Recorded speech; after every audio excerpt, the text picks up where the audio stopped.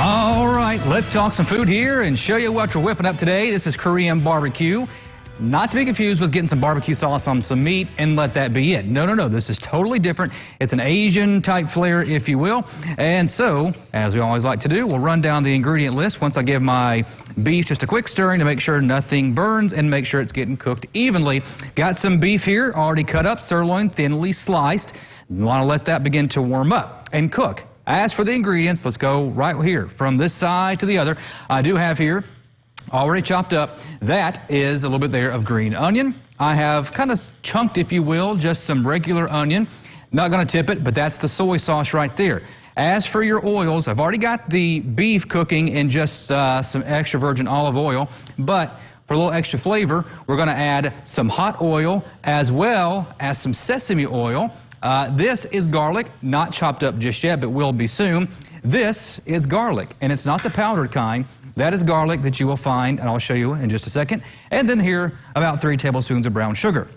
Now, to put a little extra different kind of flavor into this, what I've done is I've taken a pear, I've halved the pear, it's chopped up. We're going to chop it up here even more. There's your green onion. But if you want the fresh ginger, which I highly recommend, this is what your ginger root actually looks like when you're in the store. And you just kind of trim off this bark, if you want to call it that, and there's very nice flavor of ginger inside. Then I have some onion here, and then here is the pear. So what we're going to do is we're going to start mixing these ingredients here relatively soon. Give this beef another stir so that it continues to cook and cook evenly, but also not cause any burning. Again, EVOO is in there right now. I've already sliced up the beef. It came in some pretty big chunks, but it was really thinned up, so I've already sliced up the beef with my great cooking knife that you see right there. So we're actually going to start adding our ingredients here into this food processor. If you don't have a food processor, you can use a blender instead. So what we're going to do, I'm going to add in this green onion, adding in now the somewhat already chopped onion that you see there. You need some liquid with this, so this is going to be about 1/3 of a cup of soy sauce. Things can get a little messy, so you always bring your towel with you. We're not going to put any oils in this, but we are going to put in 3 cloves of garlic. And this is that ginger freshly chopped up. And we're going to, of course, chop it up a little bit more here in just a moment. And then we'll go ahead and add in our brown sugar. That's a little sticky. There we go. Brown sugar is now in. So this is going to be a marinade, but because of the purposes of television, we don't have about 30 minutes or so to wait and make sure this can marinate. You can marinate this once you make it for about 30 minutes, or for more flavor, just let it go overnight. So we're going to start chopping this up now. And again, this will be what you use as your marinade. And all you're really looking for is to get it really nicely chopped up on the inside, just like so. Looking really good there on the inside. Now, yes, you would then put your beef inside this and let that marinate for, again, about 30 minutes or so. Now we're going to add in our sesame oil.